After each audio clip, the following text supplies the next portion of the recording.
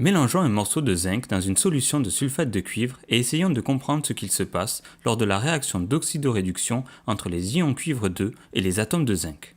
Lorsqu'un ion Cu2+ entre en contact avec un atome de zinc, il se produit une réaction chimique transformant l'ion Cu2+ en atome de cuivre Cu et l'atome de zinc en ion zinc Zn2+. Vous l'aurez peut-être compris, mais des charges électriques ont été échangées entre les éléments zinc et cuivre intervenant dans cette réaction.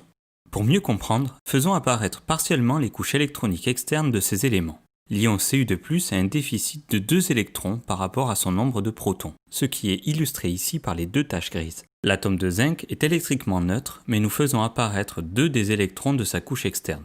Vous allez comprendre pourquoi. Lorsqu'un ion Cu2+ entre en contact avec un atome de zinc, ce dernier va lui céder 2 électrons. L'ion Cu2+, qui a gagné 2 électrons, devient un atome de cuivre, tandis que l'atome de zinc, qui lui a perdu 2 électrons, devient l'ion Zn2+. Vous l'aurez compris, une réaction d'oxydoréduction est une transformation chimique qui met en jeu des transferts d'électrons entre l'oxydant d'un couple et le réducteur d'un autre couple. Oula, je suis perdue. C'est quoi ces histoires de couple, d'oxydants et de réducteurs? Tu as raison. Avant d'aller plus loin, étudions ce vocabulaire. Un oxydant est une espèce chimique capable de gagner un ou plusieurs électrons. À l'opposé, un réducteur est une espèce chimique capable de perdre un ou plusieurs électrons.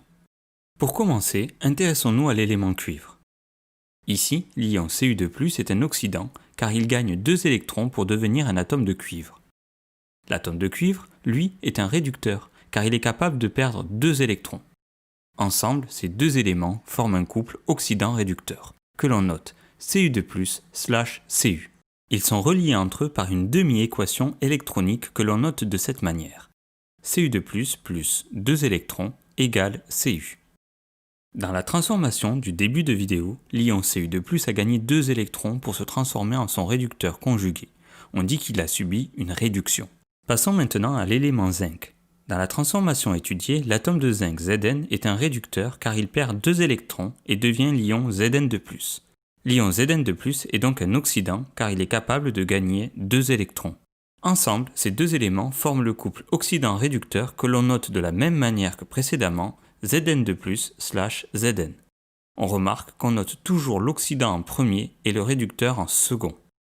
Les deux éléments de ce couple sont reliés par une demi-équation électronique que l'on note Zn égale Zn2+ plus 2 électrons. Elle est écrite dans ce sens car dans la transformation étudiée, l'atome de zinc perd 2 électrons pour former l'ion Zn2+, son oxydant conjugué. On dit qu'il a subi une oxydation. On peut donc écrire les demi-équations électroniques dans un sens ou dans l'autre, suivant si on a affaire à une réduction ou à une oxydation. Résumons tout ce vocabulaire de la manière la plus générale possible.